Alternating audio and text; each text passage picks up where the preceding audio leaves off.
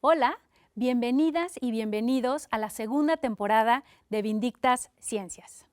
En el programa de hoy estaremos platicando en el estudio con la doctora Silvia Torres Castilleja, una astrónoma conocida internacionalmente y con una trayectoria muy destacada. Comenzamos. Reconozco que el mayor obstáculo que he encontrado ha sido mi propia actitud. Por haber crecido dentro de una familia tradicional, me enseñaron que soy la responsable del bienestar de mi familia, del cuidado de la casa, del cuidado de mis hijos, de la atención de mi apariencia, entre otros. Esto significa que yo misma me he limitado en muchas actividades profesionales por atender los otros aspectos. Evidentemente, vivimos una situación donde aspiramos a ser la mujer perfecta que cumpla todas las responsabilidades tradicionales y al mismo tiempo aspiramos también a una carrera profesional exitosa. Esta dualidad lleva a un sentido de incompetencia, pues cuando estoy en mi hogar realizando actividades del mismo, siento que debería de estar en mi cubículo frente a mi computadora y al mismo tiempo, cuando estoy en mi trabajo, considero que dejé muchas actividades inconclusas. Es decir, hay una sensación permanente de incapacidad. Cuando estas responsabilidades me agobian, hago un alto en el camino. Hago una reflexión y selecciono las actividades prioritarias que debo de atender. Así, mi mayor crisis fue cuando comprendí que no podía ser la mujer perfecta y tuve que reconocer mis propias limitaciones. Considero que no solamente las mujeres necesitan trabajar en ciencia, sino que la ciencia requiere que las mujeres participen en esta actividad.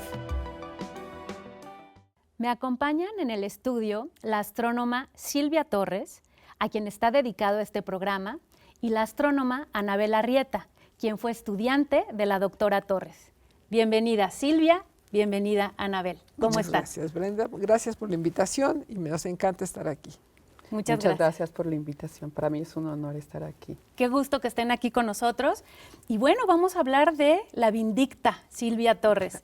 Cuéntanos, Silvia, fuiste la primera astrónoma con un doctorado en astrofísica en México, la primera mujer.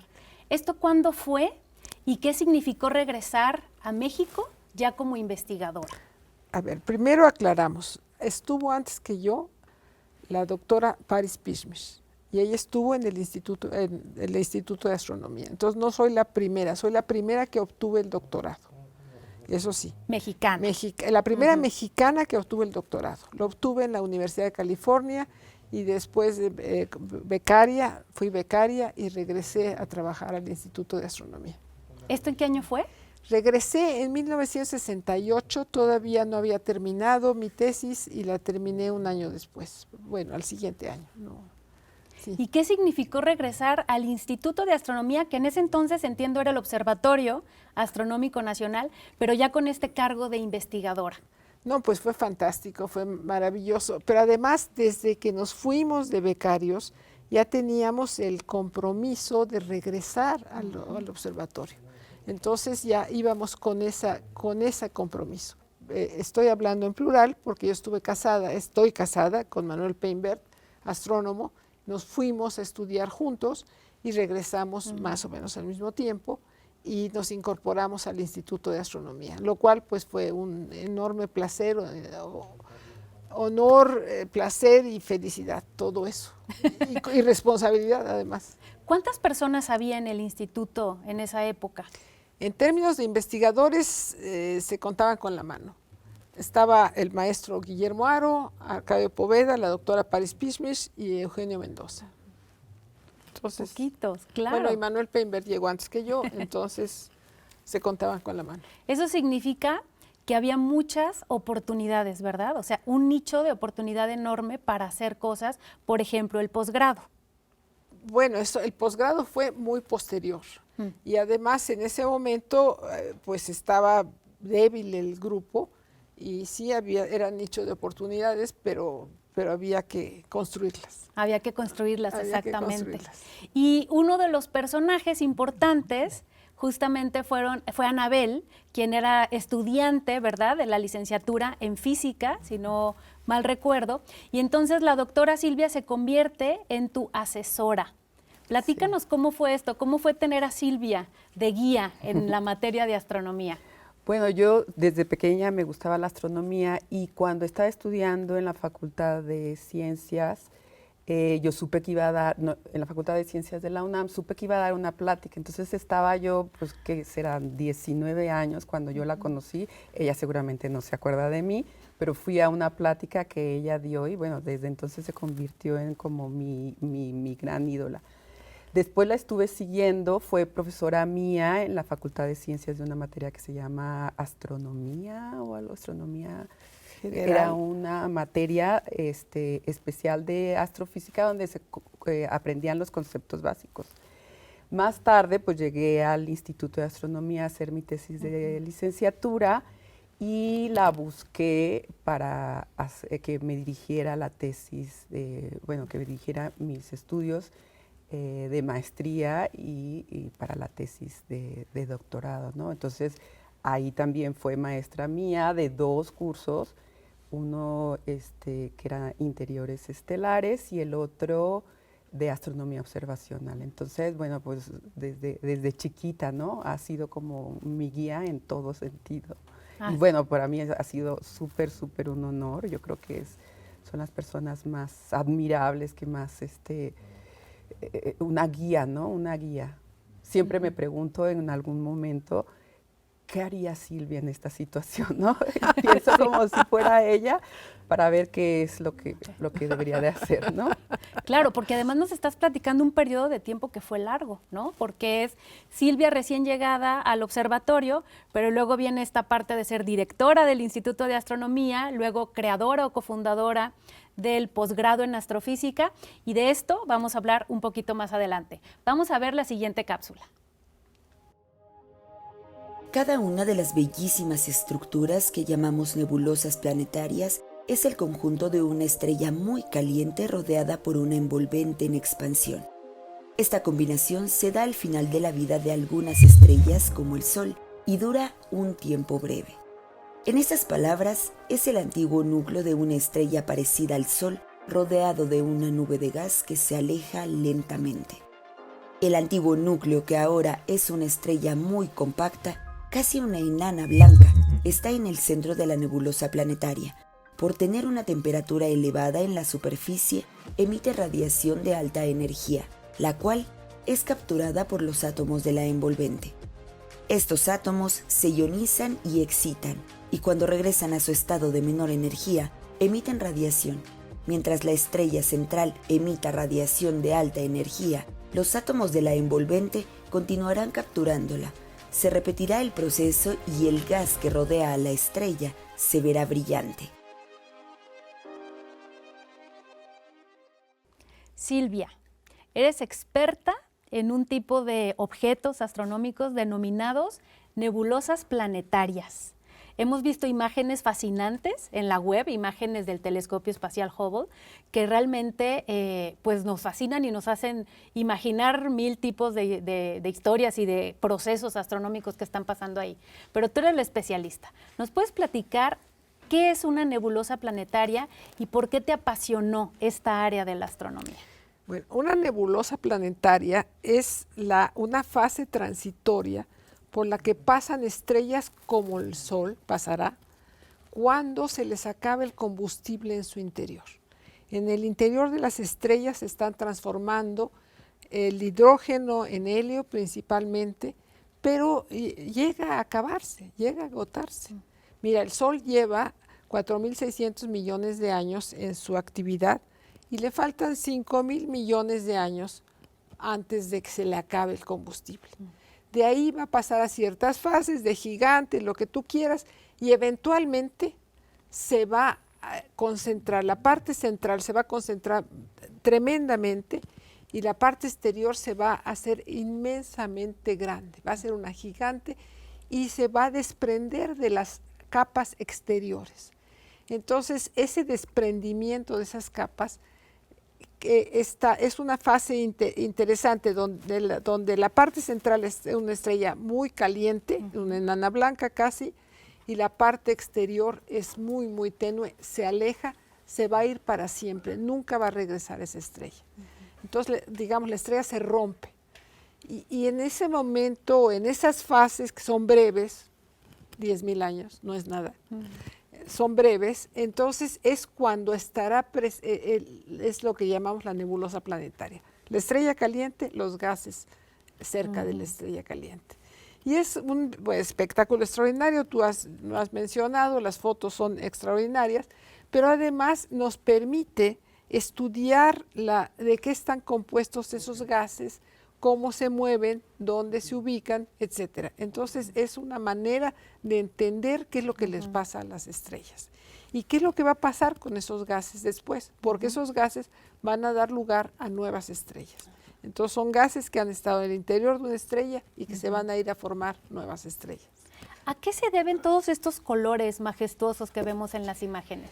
Precisamente son gases de distintos elementos químicos, entonces se ve el hidrógeno, se ve el oxígeno, el cloro, el calcio, etcétera, y se han tomado a través de filtros. La imagen astronómica es blanco y negro, se toma a través de un filtro y luego en la computadora se recompone y se hacen los colores. Además hemos escuchado que todos los elementos químicos que conocemos de la tabla periódica vienen de estas explosiones, no solo de las nebulosas planetarias, también hay otros elementos que se forman en las supernovas, ¿no? Que requieren... Principalmente en las supernovas. Entonces, que son estrellas muy, muy masivas, tienen mucho más masa que nuestro Sol y explotan, viven tiempos muy cortos, así como el Sol, estoy diciendo 10,000 millones de años en total, estas duran 3 millones, 5 millones de años, nada más. Viven tiempos muy cortos y explotan con explosiones realmente violentas. Y esas son las que están contribuyendo fundamentalmente a construir los elementos. Lo que pasa en las nebulosas planetarias las modifica ligeramente, hace modificaciones ligeras, pues que sí se notan, sí se sienten y que esto pues afecta a las siguientes secuencias de estrellas, digamos. ¿Y por qué te apasionó este tema? ¿Por qué elegiste el estudio de las nebulosas planetarias? El tema de astronomía, los temas posibles en astronomía son múltiples, pero también depende de qué oportunidades de observación hay, qué es lo que uno quiere hacer, etcétera, y de dónde, tus orígenes, de dónde vienes. Entonces, para mí me llamó muchísimo la atención esto de los gases, de las gases calientes, y esto es regiones, nebulosas planetarias y también regiones H2, que son regiones que es donde recientemente se han formado estrellas calientes. Y todo esto son, aunque una parte se refiere a estrellas jóvenes y otras estrellas viejas, están íntimamente relacionados y además las técnicas de observación son semejantes. Entonces todo esto es con lo que yo he trabajado. Okay. Y justo precisamente por este trabajo, entre muchas otras cosas más, te entregaron el premio L'Oréal que entrega la UNESCO. Anabel nos platicaba que vivió un poco de cerca cómo fue este fenómeno, porque Anabel nos platicaba que es un premio que pudiera ser considerado como el Nobel para las mujeres. ¿Cómo viviste esto, Anabel? ¿Cómo viviste el premio de tu maestra, de tu asesora? Bueno, con todo el orgullo, ¿no? Yo cuando me enteré estaba súper impresionada de que fuera ella. Ahora no me sorprende, era algo que ella lo merecía. Y es padrísimo que lo gane una mexicana, una latina. Es un premio que se otorga nada más a las mujeres en diferentes disciplinas de la ciencia a nivel mundial. Se entrega una vez al año y bueno, pues fue maravilloso, ¿no? Estaba la foto de Silvia en el aeropuerto de París en tamaño mega gigante, ¿no? Entonces, pues es una mega experiencia como, yo conozco Yo la conozco, persona, claro. sí, ¿no? Qué orgullo, ¿no? Padrísimo, sí. Y bueno, ese reconocimiento viene pues gracias a todo el trabajo que ha hecho detrás en el estudio de este tipo de objetos, ¿no? Ella ha sido pionera, digamos, de los mexicanos en trabajar, hacer observaciones con satélites, ¿no? Que no es algo que a cualquiera se nos autoriza. A ella se le ha autorizado temporadas de observación en satélites. Y bueno, tiene alrededor de 7,000 citas en sus... Sí. Tremendo, bien merecido este premio, ¿verdad? No, claro, este premio es a la investigación, sin embargo hay muchas otras cosas que la doctora ha hecho, ¿no? Muy bien, vamos a tener un pequeño corte y ahorita continuamos con esta plática.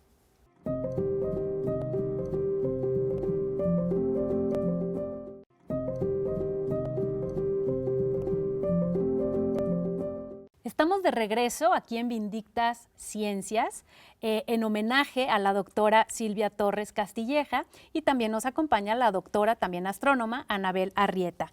Pues continuando con esta charla tan interesante, yo quisiera retomar un punto que por ahí leí que me pareció muy importante. De acuerdo con la revista Forbes, tú eres una de las 100 mujeres más poderosas de México. ¿Puedes platicarnos en síntesis cuáles crees tú que han sido tus mejores o más importantes contribuciones, en particular en la astronomía, pero también sabemos que en otras facetas? Mira, en astronomía mis principales contribuciones han sido hacia de la determinación de la abundancia de helio al principio del universo. Uh-huh. Entonces, esta determinación ha sido muy importante. Por otro lado, yo creo que mi presencia aquí ha sido interesante de que soy de las mujeres más antiguas, tengo ahorita 81 años, entonces que han sido las primeras mujeres en ciencias exactas. Uh-huh. Y creo que mi presencia, me gustaría pensar que ha ayudado a animar a otras jóvenes a seguir este camino. Entonces, eso es yo lo que considero muy importante. Uh-huh. También he ayudado a fundar el posgrado en astrofísica, que uh-huh. es el que ahora tenemos, y lo que queda muy cercano a mi corazón es la Revista Mexicana de Astronomía y Astrofísica. Se fundó en 1974, está todavía funcionando y tiene artículos de investigación de personas de todo el mundo. Así es que eso es lo que considero que son mis éxitos. Tus éxitos, fabuloso. Y Anabel, precisamente tú como astrónoma que conoces la dinámica de la investigación, ¿qué opinión tienes de la Revista Mexicana de Astronomía y Astrofísica? Bueno, no es la opinión que tenga yo, ¿no? Es la opinión, es la mejor revista en ciencias uh-huh. De todo Latinoamérica, ¿no? Entonces es una revista que, gracias sinceramente al trabajo de Silvia y a todo lo que se hizo desde el inicio, pues es que tenemos esta revista. Es uno de los mayores logros en la parte de la ciencia, ¿no? Y ha sido al empuje continuo que desde 1974 empezó a impulsarla. Fue editora de esta Ajá. revista. ¿Fundadora? O sea, fue fundadora, sí. Se encargó de que la revista llegara a cualquier rincón del mundo Ajá. cuando el internet no estaba claro. disponible, y pues uh-huh. gracias a todo ese trabajo pues es que tenemos esta.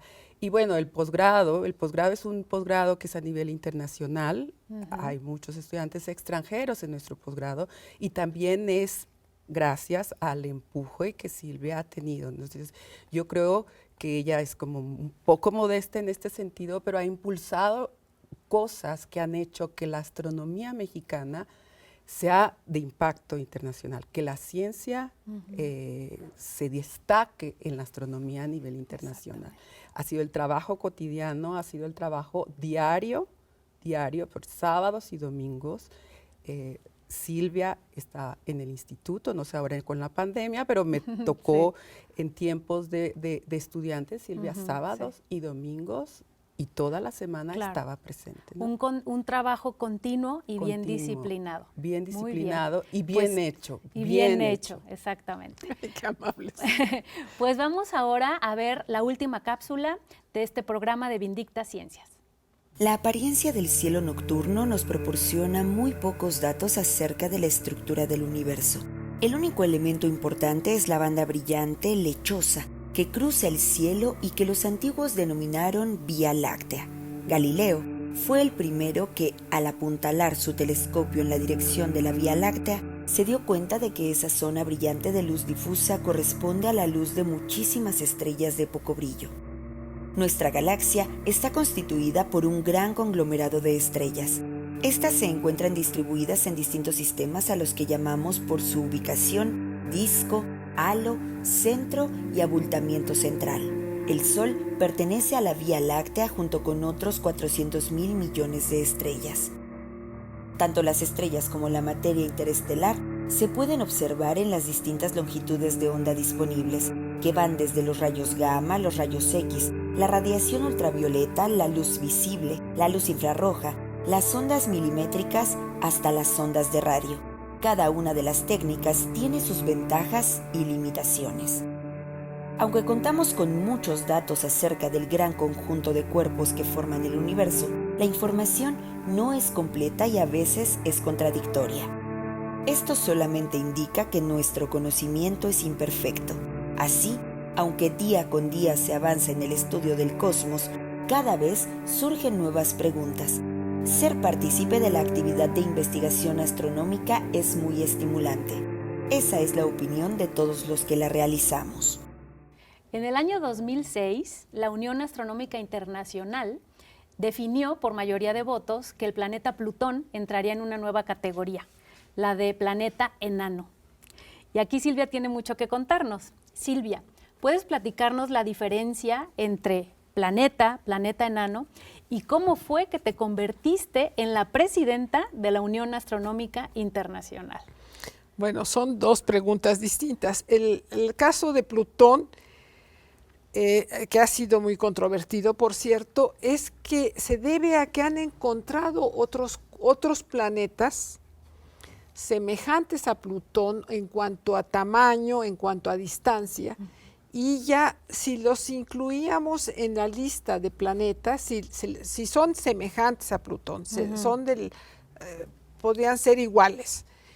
Si los empiezas a poner en la lista, resulta que ya el número de planetas que tienes que reconocer empieza a crecer. Y se han encontrado ahora 5.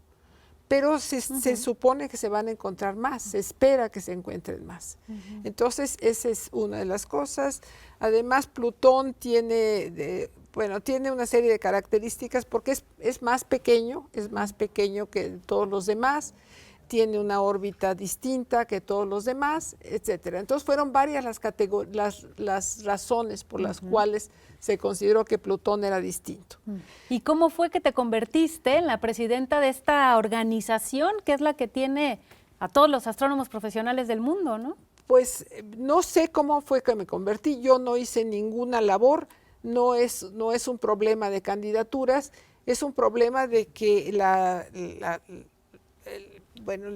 hay un comité especial buscando los miembros para la siguiente generación del comité ejecutivo, etcétera. Siempre hay un comité alterno que está buscando la sucesión y me propusieron ser directora, presidenta. Fuiste vicepresidenta bueno, había sido vicepresidenta, pero más que ser vicepresidenta fui presidenta electa durante 3 años, con lo cual me incorporé al comité ejecutivo. Sí. Luego fui presidenta y luego fui expresidenta otros 3 años. Entonces, todo el proceso llevó 9 años. 9 años, wow. Entonces, yo lo que les dije es con mucho gusto, pero me doy cuenta que mi mayor responsabilidad es mantenerme en buena forma física para poder participar en todas estas decisiones. Qué maravilla. Y justo para ir cerrando ya el programa, Anabel, tú has estado muy de cerca de la doctora Torres, como amiga, como estudiante. ¿Qué es lo que más admiras de Silvia? Su continuidad, su capacidad de trabajo, su honestidad, es incapaz de cometer un soborno, una cosa así, ¿no? Su nobleza es súper noble, aunque todo el mundo le tiene miedo, pero todos sabemos que es muy, muy, muy buena gente. Muy generosa. Muy generosa. Sí. Con su tiempo.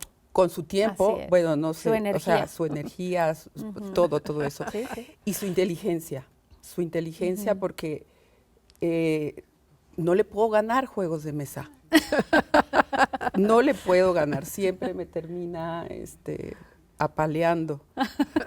Pero pues es que aquí hay gente que es privilegiada, ¿no? Su inteligencia, su cerebro es mejor que otros, pero además su capacidad de trabajo es lo que las hace más importantes. Y quería mencionar algo sobre la presidenta de la Unión Astronómica Internacional. Fue la primer persona en Latinoamérica que tuvo ese puesto y la segunda mujer en el mundo, ¿no? Entonces, bueno, pues cuando dicen andamos buscando a alguien que tenga la capacidad, pues sobresale, ¿no? Sobresale no nada más para México, sino para nivel de mundo, ¿no? Exactamente. Una precisión, soy la segunda persona de Latinoamérica. Estuvo antes Jorge Saade de Argentina, en no sé en qué año, en 1990 y tantos. Pero soy la primera mujer latinoamericana. Entonces lo hice No, primera mujer latinoamericana. Soy la segunda mujer, soy la segunda latinoamericana, pero primera mujer latinoamericana. Pero tienes muchos primeros y muchos segundos, Silvia. Realmente has incursionado de verdad en muchísimas áreas. Y a modo de reflexión, ya para finalizar, respecto al tema de mujeres, tú que has vivido durante tantas décadas, ¿cómo ves ahora los espacios para las mujeres en la ciencia? Yo creo que ha habido cambios importantísimos. Me ha tocado vivir esos cambios, los he visto, pero nos falta más. Todavía no hemos llegado a donde queremos llegar. No a quitar espacios a los compañeros, sino a compartirlos en una situación de igualdad. Pero sí me ha tocado ver una cantidad de cambios. Antes se acostumbraba que la mujer del grupo fuera la que sirviera el café, por ejemplo. Claro. Partir el pastel. Partir el pastel, etcétera. Y ahora esto es la que tiene liderazgo de proyectos, etcétera. Ahora ha cambiado. Hemos visto extraordinarias jóvenes que están haciendo labores fantásticas. Entonces es magnífico lo que ha pasado. Sí. Pero nos falta. Nos falta, claro. Nos falta. Esta lucha no termina. Sí se han ganado muchas cosas. Sobre todo falta en el área de las ciencias físico-matemáticas y las ingenierías. Faltan mujeres. Nos falta su inteligencia, su cerebro, su participación. El país las necesita. Sí, exactamente. Pues muchísimas gracias por haber estado aquí en Vindictas Ciencias. Es la segunda temporada. Gracias, Silvia, y muchas felicidades también, porque todo esto pues es en beneficio de muchas mujeres y hombres en el tema. Gracias, Anabel, por habernos acompañado y por enriquecer este programa. Pues nos despedimos, el tiempo apremia, quisiéramos seguir hablando de Silvia Torres Castilleja, pero bueno, tenemos que continuar y los esperamos en el próximo episodio de Vindictas Ciencias.